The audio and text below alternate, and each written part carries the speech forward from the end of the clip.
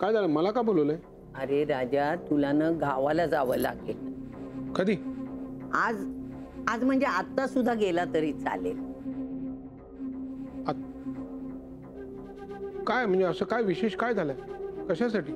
मधुला गावच्या पंचायतीकडून लेटर आलंय. ते सगळं बघायला तुला जावं लागेल ना बाबा. मला मला नाही वाटत की मला निघता येईल. का रे? दुकान कोणाला बघावं लागेल हेच टेन्शन आहे ना. मधु आहे ना. नाही नाही, तो काय प्रॉब्लेम नाही. आत्ता नाही निघता येणार मला. माई, मी एक काम करतो ना, मी जातो गावाला, मी बघतो काय ते. ही सगळी कामं त्यांनी बघायला पाहिजे. हो आई, तुझं पटतंय मला, पण तुला माहिती आहे ना मानसीचं लग्न मोडलंय. नाही नाही, तिचं लग्न मोडलं हे खरंच वाईट झालं, पण त्याचा इथे काय संबंध आहे?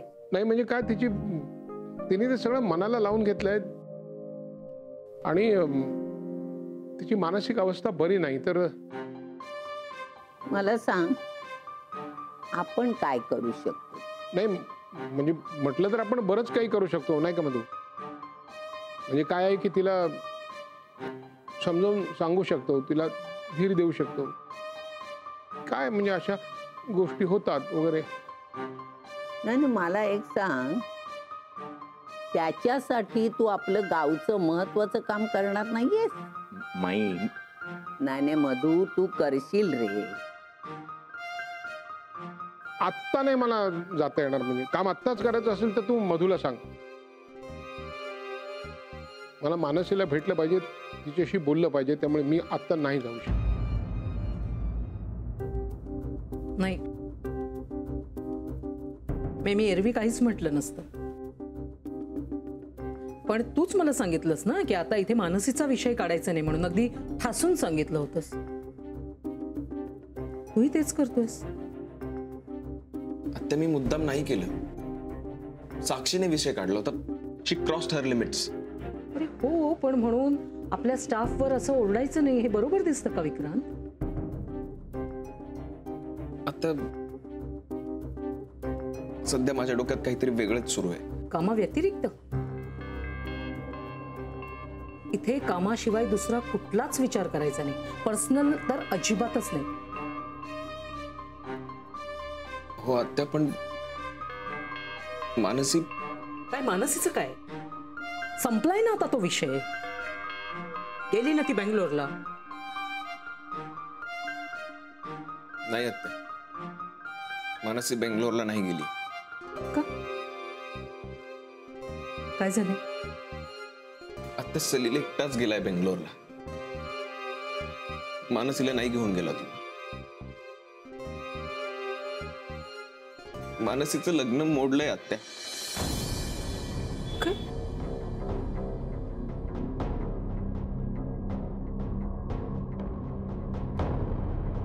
हे बघ मानसी, मी एकदा बोलतो स्वतः सलीलशी,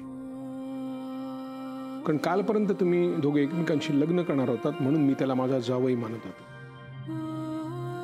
एवढा तर अधिकार आहे ना मला त्याच्याशी बोलायचा. त्याचा काही उपयोग नाहीये काका. असं कसं म्हणतेस? आपण प्रयत्न तर केला पाहिजे. मला अजूनही वाटतं की काहीतरी गैरसमज आहे.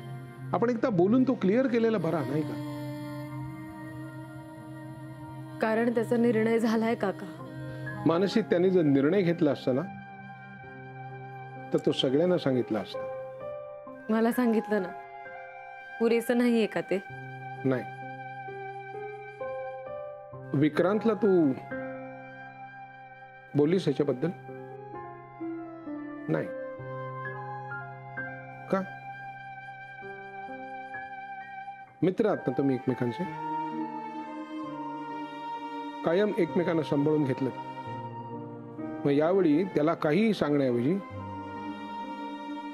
तू त्याला घरातनं जा असं का सांगितलंस? कारण मला त्याच्या समोर जायची हिंमत नाहीये. का? मी सांगते तुम्हाला काका. असं काय सांगणार आहेस तू? हा बोल, सांग, मोकळेपणाने सांग. तू जे काय सांगशील ना ते फक्त माझ्याजवळ राहील. माझी खात्री आहे ना? मला माझीच खात्री नाहीये काका.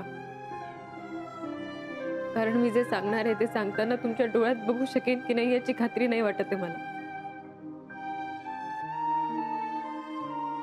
काय आहे मानसी, मी कायम तुला आपली मुलगी मानत आलोय. आज तुझे वडील असते आणि त्यांना जर सांगायची वेळ आली असते ना, तसं मला सांग. बोल. तोच प्रयत्न करतेय, पण कसं बोलू, कुठल्या शब्दात मांडू कळत नाहीये मला. खूप विचित्र आहे. मानसी, मला सलील नकार देऊन गेला याचं इतकं वाईट वाटत नाहीये जितकं तो जे बोलून गेला त्याचं वाटतंय. असं काय बोलला सलील? काका, तुम्हाला काय वाटतं? माझ्या आणि विक्रांतमध्ये काय नातं आहे? काय म्हणायचं आहे? तुम्ही एकत्र काम करता, तुमच्या व्यवसायाबद्दल एकमेकांच्या मनात आदर आहे, इतकंच नाही तर तुम्ही चांगले मित्र आहात. अजून काय? हो ना काका. पण मला विक्रांतबद्दल जे वाटतंय त्याला सलील प्रेम असं म्हणतोय. आणि त्याला तसं का वाटतंय याची 10 उदाहरणं दिली त्याने मला. सांगा, कसं जाऊ मी विक्रांत समोर? 1 मिनिट. तो 10 नाही 100 उदाहरणं देईल. तू त्याला सांगायचं, स्पष्टीकरण द्यायचं, त्याला समजवायचंस. नाही करू शकले मी. का? कारण तो जसं जसं बोलत गेला तसं तसं मला त्याचं म्हणणं पटत गेलं काका. काय? हो काका, आज मी पहिल्यांदा तुमच्या समोर बोलतेय. कारण आमचं बोलणं झाल्यापासून माझं डोकं सुन्न झालंय. त्याचं बोलणं मी खोडून काढू शकले नसते आणि तसं मी केलंही नाही. मला काहीच सुचेन असं झालंय. सगळेजण मला सलीच्या नकाराचं कारण विचारतात. काय सांगू मी त्यांना? त्याने त्याचं मन व्यक्त केलं, स्पष्ट बोलला तो, आणि त्याचा निर्णय त्याच्यासाठी योग्यच होता. पण मी हे कसं सांगू सगळ्यांना आणि विक्रांत समोर कसं जाऊ मी? म्हणून तू काल विक्रांतला जा म्हणून? हो, कारण जे सलीलला माझ्या डोळ्यात दिसलं तेच मला विक्रांतच्या डोळ्यात दिसलं तर ह्याची भीती बसलीये मना. त्याच्या डोळ्यात बघायची माझी हिंमतच नाहीये काका.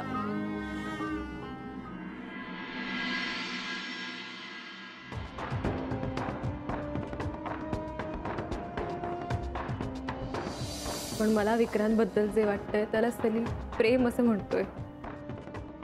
आणि त्याला तसं का वाटतंय याची 10 उदाहरणं दिली त्याने मला. तो 10 नाही 100 उदाहरणं देईल.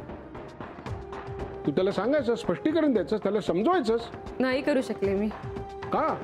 कारण तो जसं जसं बोलत गेला तसं तसं मला त्याचं म्हणणं पटत गेलं काका. बाबा, तुम्ही प्लीज मला मदत कराल प्लीज. ती माझ्याशी बोलली नाहीये. तिने मला निघून जायला सांगितलंय. पण तुमच्याशी बोलेल ती कदाचित, कारण तुम्हाला वडिलांप्रमाणे मानते ना ती.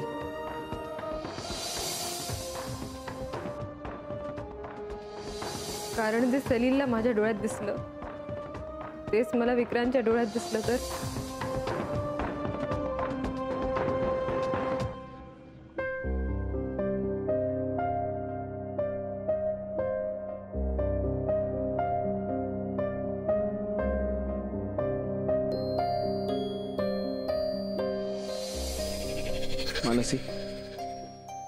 मानसी, काय अवस्था करून घेतलीस तू? मानसी, मला बोलायचं नाहीये.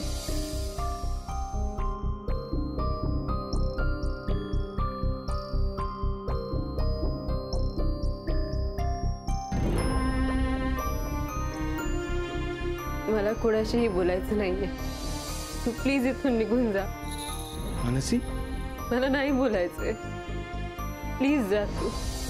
तुम्हाला निघून जा असं कधी म्हणशील असं वाटलंच नव्हतं मानसी.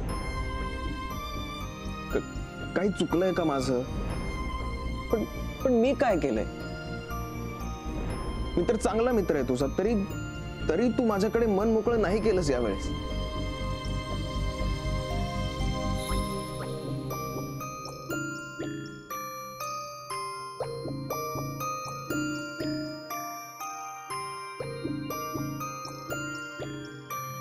अरे काय रे, तुझ्या आधाराची काठी कुठे आहे?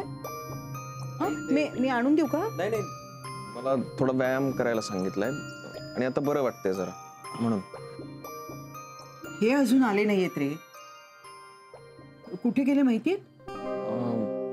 येतीलच इतक्यात. यांचं ना हे नेहमीच झालंय. चल तू वेळेवर झोप. चल. हो झोपतो. इथे इथे जरा बरं वाटत होतं ना, थंड वारा येत होता म्हणून थांबलो होतो. मग कॉफी करून देऊ का? का ग्रीन टी घेणार? तुला आवडतो ना? नाही नाही, मला काही नकोय. तू तू झोप. जा जा.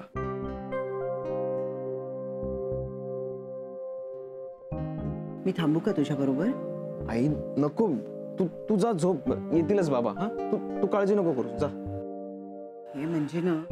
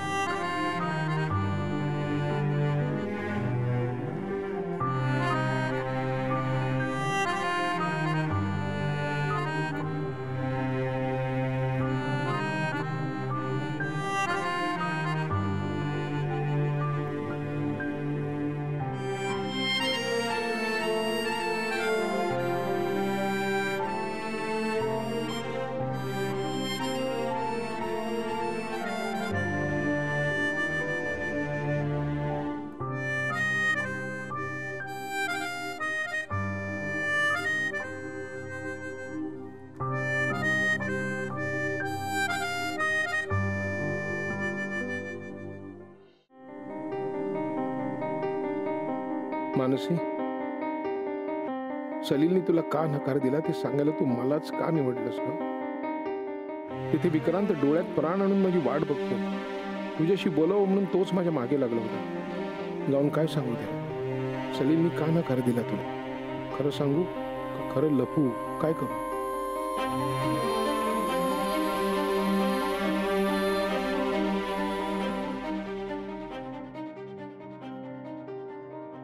बाबा,